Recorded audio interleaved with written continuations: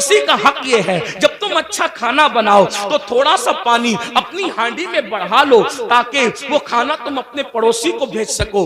आज हम जलसों में, कॉन्फ्रेंसों में और तहरीरों में बड़ी दर्द भरी बातें करते हैं। आज लोग क्या कहते हैं, इसकी बेटी भाग रही है, ये हो रहा है, वो हो रहा है। मैं कहता हूं सब हो रहा है। अगर हमने अपने पड़ोसी का ख्याल कर लिया होता तो गरीब की बेटी ना भागती। और एक बात आपको बताऊं, किसने कह दिया कि सिर्फ गरीब की बेटी भाग रही है? बड़ी माजरत के साथ सिर्फ गरीबों की नहीं बल्कि मालदारों की भी। और उसकी वजह सिर्फ गुर्बत नहीं है बल्कि अच्छे रिश्तों का न आना भी उसकी वजह है, जहेज की लानत भी उसकी वजह है, साथ ही साथ इल्म का न होना भी उसकी वजह है, साथ ही साथ फजूल खर्चियों में हमारा पढ़ करके शादियों को महंगा करना भी उसकी वजह है। लेकिन बस इतना अर्ज करना चाहता हूं, अपने पड़ोसियों का ख्याल करो, पड़ोसियों का लिहाज करो। और अगर पड़ोसियों को सताओगे, जुल्म करोगे तो याद रखना कब्र से बगैर हाथ और बगैर पैर के उठने के लिए तैयार हो जाओ। इसी पे बस नहीं, आका फरमाते हैं वो लंगड़े भी उठेंगे, लूले भी उठेंगे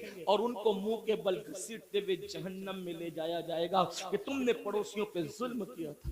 एक बात पड़ोसियों के मुतालिक और रस करूं आपसे, आज पड़ोसियों के साथ अच्छा सलूक हमारा नहीं। कल लोग जब घर खरीदने जाते थे तो देखते थे कि मुसलमान रहता है कि नहीं रहता है पड़ोस में, और लोग मुसलमान के पड़ोस में रहना पसंद करते थे। और आज लोग मुस्लिम मोहल्ले में रहना पसंद नहीं करते। क्यों? सबसे ज्यादा कचरा और घान अगर किसी इलाके में होगी तो मुस्लिम मोहल्ले में। नंगे बच्चे चड्डी पहन करके गाली गलौज कर रहे होंगे तो मुसलमानों के मोहल्ले में। रात के 3-3 बजे तक के झगड़े फसाद की आवाज आ रही होगी तो, और टीवी का आवाज जोर से हो रहा होगा तो मुसलमानों के मोहल्ले में।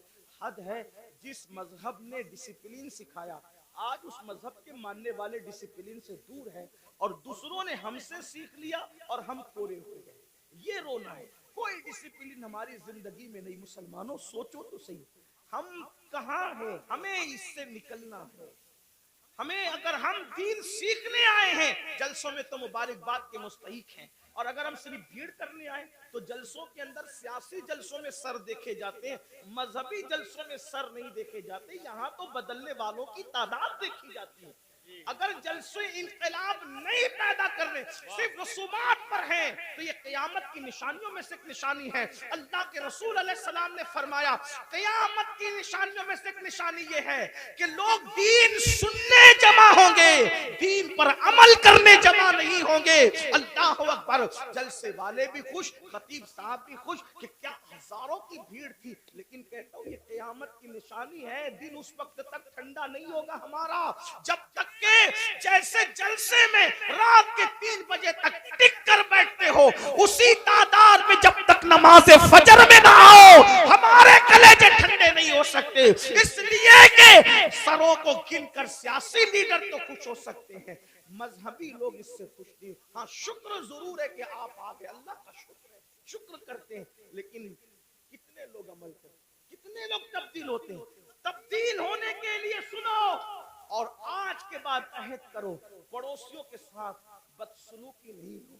एक बात आपसे कहता, हमारे इमामुल अइम्मा, सिराजुल उम्मा, काशिफुल गुम्मा, सैयदना नुअमान बिन साबित, इमाम आज़म अबू हनीफा का एक पड़ोसी मौसीकी के फन में माहिर और आपको सताने के लिए पूरी रात मौसीकी बजाता था, म्यूजिक बजाता, बहुत तकलीफ पहुंचाता था, गाना भी गाता था, तकलीफ भी पहुंचाता। तकलीफ पहुंचाना ही उसका मशगला था। और एक बात ये भी याद रखना, अगर कोई पड़ोसी आपको सताए आप सब्र करें, क्योंकि पड़ोसी का हक है, आप सब्र करें, आप उस पर जुल्म न करें। इमाम आज़म अबू हनीफा रहमतुल्लाहि तआला अलैह सब्र करते थे। एक दिन किसी ने उसकी कंप्लेन कर दी बादशाह के सिपाह के पास। बादशाह के सिपाही है, उसको उठा के ले गए, और जब उसको उठा करके ले गए तो इमाम आज़म अबू हनीफा ने किसी से पूछा, आज उस गवैये की आवाज नहीं आती? देखो हम तो कभी बरस पड़ोसियों की ख्याल ही नहीं रखते, आवाज आ रही कि नहीं आ रही, किस हालत में नहीं है, लेकिन इमाम आज़म थे। यही तो बात है, दीन मुकम्मल दीन है, दीन मुकम्मल निजाम हयात है, दीन मुकम्मल जो है अल्लाह अकबर कानून जिंदगी है। इमाम ने पूछा आज उस गवैये की आवाज नहीं आ रही है, तो किसी ने अर्ज की खुशी खुशी हजरत उसको तो पुलिस उठा के ले गई, उस पर तो कंप्लेन हो गई है, उसको जेल में डाल दिया गया। अब मेरे पड़ोसी को जेल में डाल दिया गया, आप उसी वक्त तशरीफ ले गए और जाने के बाद आपने फरमाया कि मेरा पड़ोसी है, इसको जेल में क्यों डाला गया? तो कहा आपको सताता था, गाता था, म्यूजिक बजाता था, मौसीकी बजाता था, इसलिए ये हाल किया गया। फरमाया कोई बात नहीं, उसका मेरा मसला है, लेकिन मैं तो उसको ले जाऊंगा। और इमाम आजम अपने सोर्स से, अपनी सिफारिश से उसको छुड़ा कर लाए। रास्ते में उसने कहा मैं तो आपको सताने के लिए करता था, आपने मुझे क्यों छुड़ाया?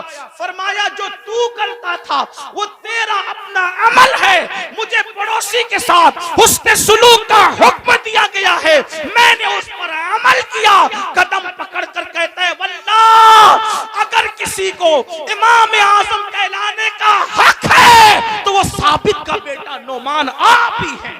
नारे तकबीर, नारे रिसालत। बुजुर्गों का तरीका था, हम अपने पड़ोस के साथ, आज तो पड़ोस में सगा भाई भी रहता है, हम उसके साथ क्या सलूक करते हैं? अच्छा खाना बनाते हैं तो माज़अल्लाह छुपा छुपा करके खाते हैं, ऐसा नहीं होना चाहिए। फिर मेरे और तुम्हारे आका सल्लल्लाहु अलैहि वसल्लम इरशाद फरमाते हैं दूसरा गिरोह, दूसरा गिरोह, दूसरा काफिला, दूसरा टोला जब अपनी कब्र से निकलेगा तो उसकी शक्ल सूअर की तरह और खिंजीर की तरह होगी। खिंजीर और सूअर की शक्ल में वो अपनी कब्रों से निकलेंगे। हालांकि जब उनको कब्र में रखा गया था तो उनके चेहरे अच्छे भले थे, लेकिन अब वो मैदान महशर में उठेंगे तो वो सूअर की शक्ल और खिंजीर की शक्ल लेकर उठेंगे। सहाबा बेचैन हो गए, तड़प गए, अर्ज किया या रसूल अल्लाह सल्लल्लाहु अलैहि वसल्लम, जो गिरोह, जो टोला, जो काफिला कब्रों से सूअर और खिंजीर की शक्ल में उठेगा उनका क्या कसूर होगा? तो मेरे आका फरमाते हैं उनका कसूर ये होगा कि वो नमाजों में सुस्ती करते थे, वो नमाजों में गफलत करते थे। मुसलमानों जरा सोचो तो सही, अपने नबी की हर बात पर यकीन है, इन बातों को क्यों भूल जाते हो? जिसके कहने पर अल्लाह को एक माना, जिसके कहने पर कुरान को अल्लाह की किताब माना, जिसके कहने पर दीन इस्लाम को हक माना, अल्लाह अल्लाह उस रसूल का फरमान है बेनमाजी, नमाज में सुस्ती करने वाला जब अपनी कब्र से उठेगा तो सूअर की शक्ल में उठेगा, खिंजीर की शक्ल में उठेगा। इस पर ज्यादा बात न करते हुए एक रिवायत आपके सामने पेश करूं, खुले दिलों के साथ और खुली आंखों के साथ, खुले कानों के साथ सुनना। अपने आप पे रहम कर लो, अपने आप पे रहम कर लो। अल्लाह के बंदो, आखिरत की घाटी बड़ी मुश्किल तरीन घाटी है, हमने उसको जितना आसान समझा इतना आसान नहीं है। मेरे इमाम कहते हैं अल्लाह अकबर, पाट वो कुछ धार ये कुछ जार हम, या इलाही क्यों कर उतरे पार हम, अपनी सत्तारी का या रब वास्ता हो न रुस्वा बरसरे बाजार हम। अल्लाह अल्लाह, हमें फेसबुक के लिए तो वक्त है, यूट्यूब पर बैठने के लिए तो वक्त है, दोस्तों की महफिलों के लिए तो वक्त है, बीवी बच्चों के लिए तो वक्त है, सबके लिए वक्त है, रब के लिए वक्त नहीं। सुन लो और अच्छी तरह से सुन लो। अल्लाह अल्लाह, हजरत अल्लामा उस्मान इब्ने हसन रदी अल्लाह तबारक व तआला अन्हु अपनी किताब में लिखते हैं, मेरी बहनों की भी तवज्जो, अल्लाह के हबीब अलैहिस्सलाम का ज़ाहिरी दौर है, आका अलैहिस्सलाम अपने सहाबा के जुर्मुट में जलवागर हैं। ऐसे में एक नौजवान रोते हुए आता है और अर्ज करता है या रसूल अल्लाह सल्लल्लाहु अलैहि वसल्लम, मेरे अब्बू का इंतकाल हो गया, मेरे बाप का इंतकाल हो गया। आका मेरा बाप मर चुका है, उसका इंतकाल हो चुका है, हम देहात के लोग हैं, देहात में रहने वाले हैं। आका न उसको कोई गुस्ल देने वाला है, न उसको कोई कफन पहनाने वाला है। या रसूल अल्लाह सल्लल्लाहु अलैहि वसल्लम, इसलिए मैं रो रहा हूँ। मेरे आका ने फरमाया ए अबू बकर उठो, ए उमर उठो और दोनों जाओ और जा करके इसके देहात में पहुंचो, इसके गांव में पहुंचो, उसको गुस्ल भी दो, उसको कफन भी पहनाओ। अल्लाह अकबर।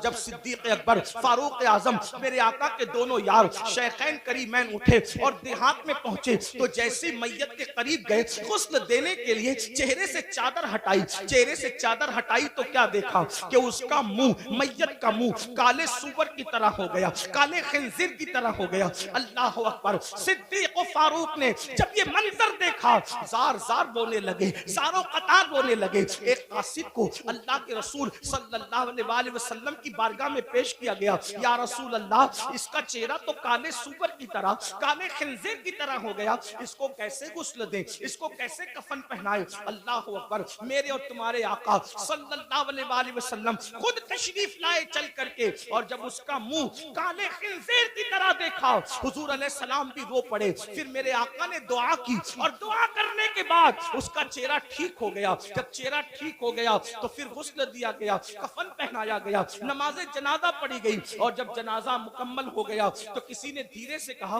पहले तो इसका चेहरा काले सूअर की तरह, काले खिंजीर की तरह हो गया था, अब जरा देखे तो इसका चेहरा कैसा है। जब दोबारा चेहरा देखा गया,